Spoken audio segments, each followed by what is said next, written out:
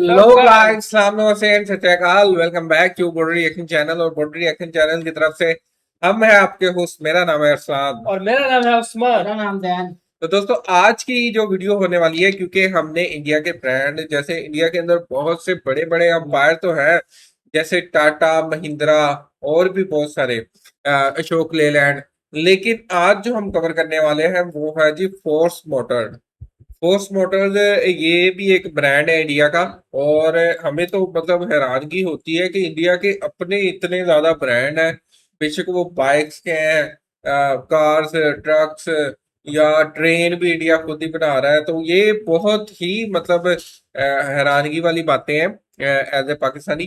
तो चले देखते हैं आज फोर्स मोटर की स्टोरी सारी, क्योंकि हम पहले देखेंगे, फिर उसके बाद फिर जब हम देखेंगे कि क्या क्या चीजें ये बनाते हैं, फिर वो वीडियो का कंपैरिजन लेके आएंगे पाकिस्तानी किसी वीडियो के साथ। तो चले स्टार्ट करते हैं। इंडिया में बनी गाड़ियां ही दौड़ती दिखे इसे। अच्छा, बेशक ये बंदा या कोई भी बंदा, जैसे टाटा थे और महिंद्रा वाले, ये मतलब उनकी जो शुरू से सोच ही ये थी कि भाई हम जो इंडिया के अंदर गाड़ियां चले ना, वो इंडिया की ही हो।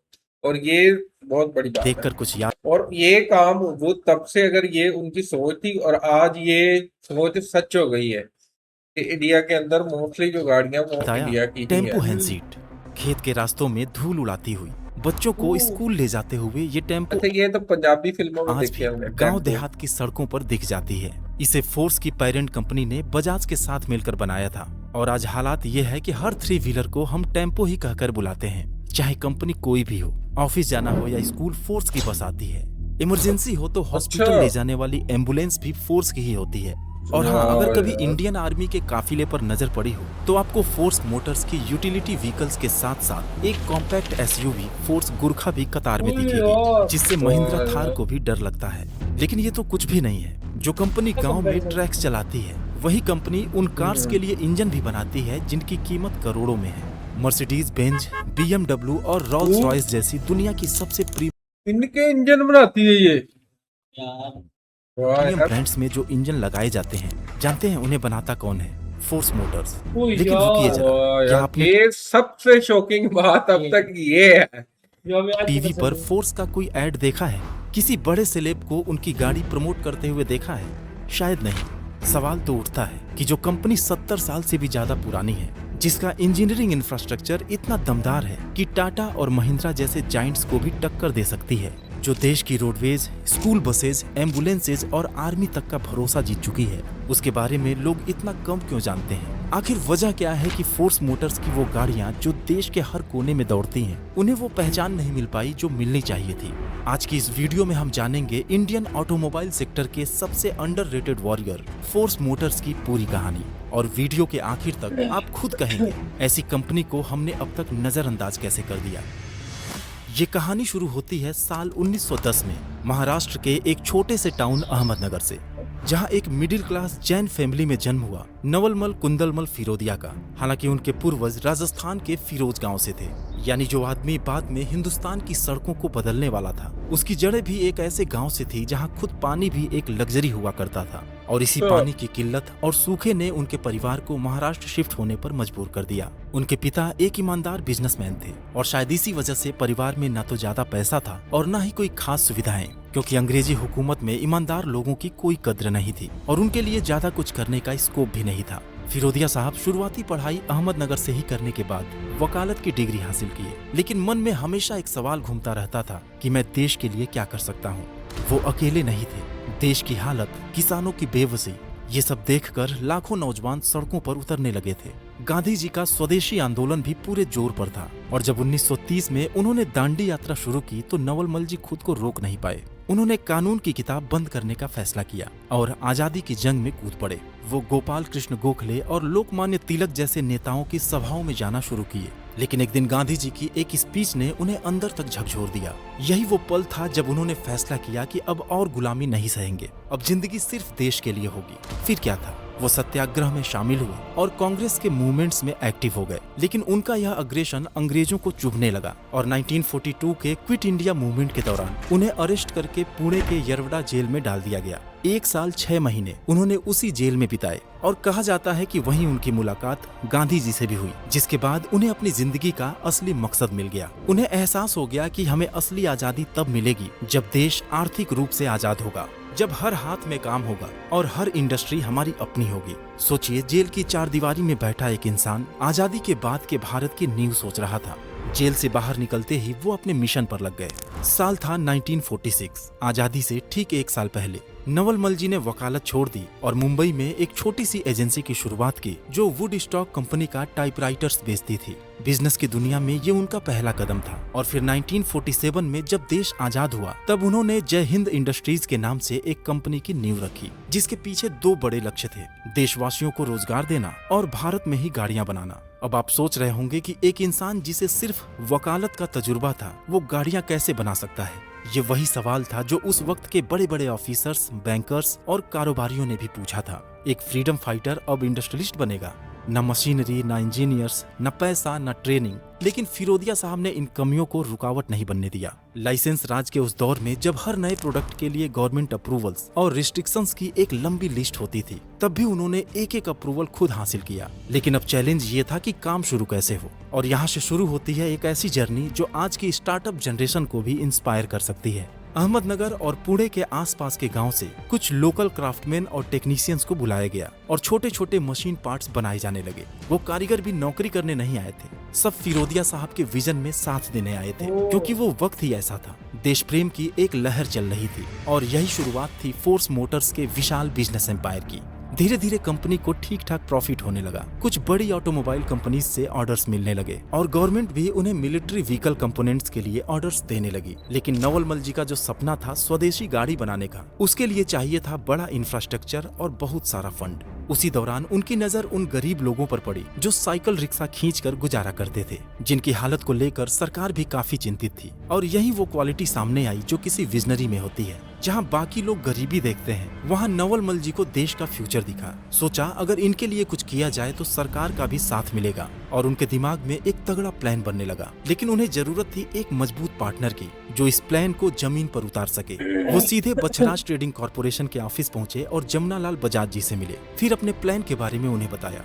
दोस्तों, ये वही बछराज ट्रेडिंग है जिसे आज हम बजाज के नाम से जानते हैं। इस ग्रुप ने भी देश के लिए बहुत कुछ किया है। नवलमल जी का प्लान बजाज साहब को भी दमदार लगा और उन्होंने कहा कि ठीक है, आप आगे बढ़िए, हम आपके साथ हैं। दरअसल प्लान ये था कि नवलमल जी ने यूरोप में चलने वाले 3 व्हीलर गुड्स कैरियर्स देखे थे। उनका प्रपोजल था कि क्यों न इसे इंडियन कंडीशंस के हिसाब से मॉडिफाई करके एक cheap and efficient public transport बनाया जाए। जय हिंद इंडस्ट्रीज और बछराज ट्रेडिंग के बीच एक जेवी साइन हुआ, देश में ही ऑटो रिक्शा और छोटे कॉमर्शियल व्हीकल्स के प्रोडक्शन के लिए। अब उनके पास इसकी टेक्नोलॉजी तो थी नहीं, इसलिए साल 1958 में एक जर्मन कंपनी टेम्पू वर्क के साथ मिलकर टेम्पू हंसीट को इंडियन मार्केट में लॉन्च किया गया और इस ज्वाइंट वेंचर को नाम दिया गया बजाज टेम्पो। नाम भले ही बजाज टेम्पो था, लेकिन इसमें फिरोदिया ग्रुप की हिस्सेदारी और कंट्रोल बजाज ग्रुप से कहीं ज्यादा थी। हाँ, इतना जरूर है कि बजाज के नाम और उनकी सर्विस नेटवर्क ने इस कंपनी को जबरदस्त सपोर्ट दिया। वहीं टेम्पो वर्क ने 26% की हिस्सेदारी के साथ अपनी जर्मन टेक्नोलॉजी शेयर की। सोचिए, आज जब मेक इन इंडिया का नारा दिया जाता है, नवलमल जी ने उस सोच की शुरुआत 70 साल पहले ही कर दी थी, वो भी जर्मनी जैसे टेक्नोलॉजी लीडर के साथ हाथ मिलाकर। टेम्पो हंसीट ने जैसे ही मार्केट में कदम रखा, मानो तहलका मच गया। 3 पहियों वाला यह एक छोटा सा कॉमर्शियल व्हीकल था, लेकिन इसकी यूटिलिटी इतनी दमदार थी कि इंडिया के हर कोने से इसकी डिमांड आने लगी। किसान हो, दुकानदार हो या आम इंसान, चाहे सामान ढोना हो या खुद कहीं जाना हो, एक ही नाम जुबान पर आता था, टेम्पो ले लेता हूँ। गांव की सड़कों से लेकर शहर की गलियों तक उसका नाम गूंजने लगा और ये नाम ऐसा दिमाग में बैठा कि आज भी हर 3 व्हीलर को हम टेम्पो ही कहते हैं। कंपनी का अगला धमाका उस साल हुआ जब उसने एक ऐसी वैन मार्केट में उतारी जिसने बजाज टेम्पो को हर रोड का हीरो बना दिया। वो वैन थी मेटाडोर। और उस वक्त जब इंडिया की सड़कों पर बसें और प्राइवेट ट्रांसपोर्ट महंगे और लिमिटेड थे, टेम्पो मेटाडोर एक रेवोल्यूशन बनकर आया। लो मेंटेनेंस, हाई परफॉर्मेंस और लॉन्ग लास्टिंग व्हीकल्स टेम्पो का सिग्नेचर बन गया। लोग कहते थे कि एक बार टेम्पो ले लो तो फिर 10 साल तक चिंता ही नहीं। डिमांड इतनी तेजी से बढ़ा कि नवलमल जी को एक बड़ा कदम उठाना पड़ा। पुणे के पास अकुर्दी में एक वर्ल्ड क्लास ये होता है कि मतलब अगर आपके पास विजन विजन तो हो, लेकिन आपके साथ अच्छे लोग मिल जाएं तो फिर मतलब आपका जो विजन है वो कहाँ से कहाँ पहुंचता जाता है वक्त के साथ साथ। तो यही कुछ नजर आ रहा है हमें, मतलब इनकी स्टोरी में भी। कंट्रोल और प्रोडक्शन सिस्टम सब कुछ जर्मन स्टैंडर्ड का था। फिर आया साल 1988 जब टेम्पो की ट्रैक्स को लॉन्च किया गया। इसने उन रास्तों को भी पार करना आसान बनाया जहां अक्सर डेवलपमेंट पहुंचने में देर हो जाती थी। इस तरह रिमोट एरियाज में भी टेम्पो ने अपनी मजबूत पकड़ बना ली और मार्केट में टाटा, महिंद्रा और हिंदुस्तान जैसे ब्रांड्स के बीच भी उसने एलसीवी सेगमेंट का लगभग 10% मार्केट शेयर अपने नाम कर लिया। लेकिन अब 90s का वो दौर शुरू हुआ जो फिरोदिया ग्रुप के लिए कई बड़ी मुश्किलें लेकर आने वाला था। दरअसल उनका German partner tempo work 70s में ही डाइमलर ग्रुप के कंट्रोल में आ चुका था, जिनका बजाज टेम्पो में अब कोई खास इंटरेस्ट बचा नहीं था। दूसरी तरफ बजाज ग्रुप भी अपने शेयर्स धीरे धीरे कम कर रहा था क्योंकि उनका पूरा फोकस अब टू व्हीलर सेगमेंट पर था। फिरोदिया परिवार को यह एहसास हो गया था कि बजाज और टेम्पो वर्क का साथ ज्यादा लंबा नहीं चलने वाला, इसलिए उन्होंने डिसाइड किया कि अब अपने सपने को किसी और के सहारे नहीं, अपने दम पर पूरा करना है। लेकिन अब उनका हर फैसला या तो कंपनी को मिट्टी में मिला सकता था या इतिहास बना सकता था। फिर क्या था?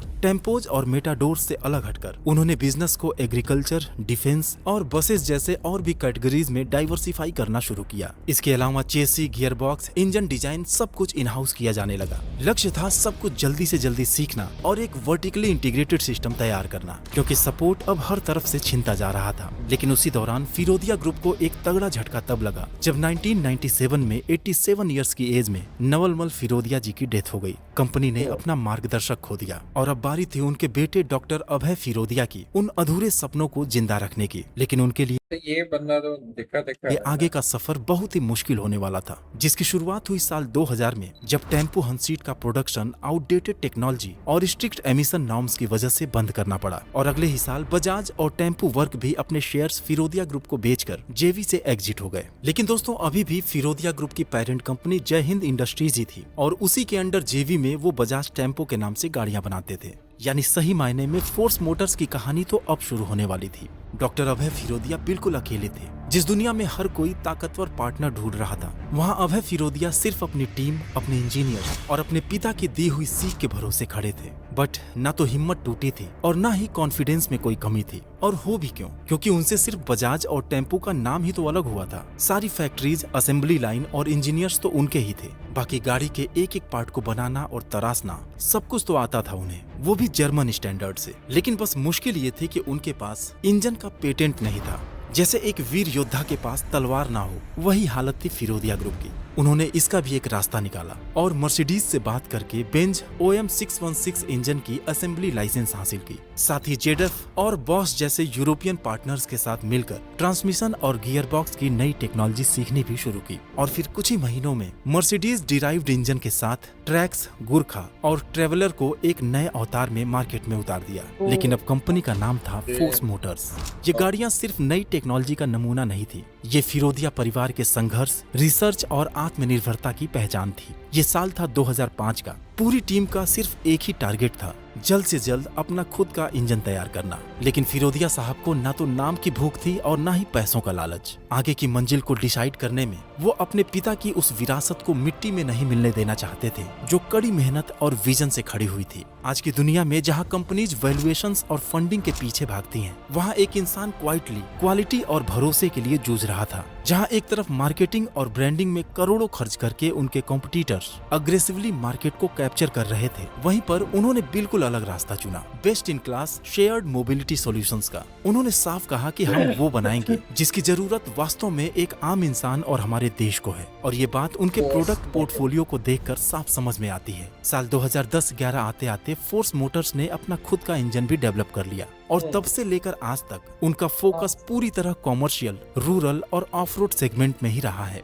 फोर्स मोटर्स की डेडिकेटेड और प्रिसाइज वर्किंग स्टाइल ने दुनिया के सबसे परफेक्शनिस्ट ब्रांड BMW और डाइमलर को इतना इम्प्रेस किया कि उन्होंने इंडिया में अपने पार्टनर के रूप में फोर्स मोटर्स को सेलेक्ट किया। और फिर जुलाई 2015 में BMW के इंजन और ट्रांसमिशन को असेंबल करने के लिए चेन्नई प्लांट की शुरुआत की गई। आज इसी प्लांट के इंजन BMW के 3 सीरीज, 5 सीरीज, X1, X3 और X5 जैसी पॉपुलर कार्स में यूज होते हैं। एक ओह! नए युग की शुरुआत। मर्सिडीज बेंज की कार्स के इंजन और एक्सेल असेंबली के लिए एक नया प्लांट स्टैब्लिश किया गया, जहां हर साल 20,000 इंजन्स और 20,000 एक्सेल असेंबल होते हैं। और फिर 2018 में रोल्स रॉयस पावर सिस्टम ने भी फोर्स मोटर्स के साथ ज्वाइंट वेंचर किया, जिसमें ओह! फिरोदिया की 51% और एमटीयू की 49% हिस्सेदारी रही। इस जेवी का मकसद था इंडिया में high power 1600 series diesel engines का प्रोडक्शन करना, जो power generation, railway engines, mines और हैवी इंडस्ट्रियल एप्लीकेशंस में इस्तेमाल होते हैं। सोचिए, एक कंपनी जो गांव में ट्रैक्स और ट्रेवलर चलाती है, वही दुनिया के सबसे हाईटेक और प्रीमियम ब्रांड को इंजन सप्लाई करती है, लेकिन किसी को पता ही नहीं। यही है फोर्स मोटर्स की चुपचाप परफेक्शन। न मीडिया ब्लीज, न अग्रेसिव मार्केटिंग, बस मशीन्स, प्रिसीजन और जुनून, वो भी वर्ल्ड क्लास लेवल का। लेकिन दोस्तों, अब सवाल ये उठता है कि जब इस कंपनी के पास इतनी काबिलियत है, डिकेड्स का एक्सपीरियंस है, पूरी तरह वर्टिकली इंटीग्रेटेड सिस्टम है और देश के लिए इतना कमिटमेंट है, तो फिर ये कंपनी इंडिया के लिए मर्सिडीज या BMW जैसी प्रीमियम कार्स क्यों नहीं बनाती? आइए जानते हैं इसकी वजह। असल में आज फोर्स मोटर्स के मार्केट शेयर की अगर बात करें तो ये स्कूल बसेस और एम्बुलेंसेज में भले ही एक डोमिनेंट प्लेयर हो, लेकिन overall national commercial vehicle market में इनकी हिस्सेदारी सिर्फ 3% के आसपास है, क्योंकि इनके पास न तो टाटा, महिंद्रा और अशोक लीलैंड की तरह प्रोडक्ट रेंज है, न डीलरशिप और सर्विस नेटवर्क, और न ही पैन इंडिया ब्रांड अपील। और रही बात मर्सिडीज और BMW जैसी प्रीमियम कार्स बनाने की, तो फोर्स हमेशा से एक B2B यूटिलिटी फर्स्ट कंपनी रही है, नॉट B2C मास मार्केट। उनका पूरा ध्यान high torque, heavy duty, commercial और गवर्नमेंट यूज की गाड़ियों पर रहा है, not on refined petrol engine cars. और सबसे हैरानी की बात तो ये है कि आज भी उनके पास कोई पेट्रोल इंजन नहीं है। यानी कुल मिलाकर देखें तो फोर्स मोटर्स ने खुद को एक बहुत ही सीमित दायरे में ऑपरेट किया। कभी कभी अपनी सीमाएं भी खुद तय कर लेनी सबसे बड़ी हार होती है, और शायद फोर्स मोटर्स भी उसी भूल का शिकार हो गया। R&D में वो पीछे रह गए और दूसरे ब्रांड्स के सहारे कंपनी को चलाते हुए उन्होंने अपनी ग्रोथ की रफ्तार को खुद ही धीमा कर लिया। आज 5 मैन्युफैक्चरिंग फैसिलिटीज के साथ फोर्स 25 कंट्रीज में मौजूद है और 300 से भी ज्यादा sales and service touch points के साथ 10,000 से भी ज्यादा लोगों को रोजगार देता है। उनके पास सब कुछ है, स्किल है, सिस्टम है और इंडिया को चौंका देने की काबिलियत भी। बस स्ट्रेटजी में थोड़ा सा बदलाव उन्हें मार्केट लीडर बना सकता है। अब जब अगली बार कोई आपको बोले कि इंडिया सिर्फ असेंबली करता है, तो मुस्कुरा कर कहिएगा कि फोर्स मोटर्स जैसी कंपनीज न सिर्फ इंजन बनाती है। सो ये थी आज की वीडियो, जिसमें हमने देखा है कि फोर्स मोटर की पूरी हिस्ट्री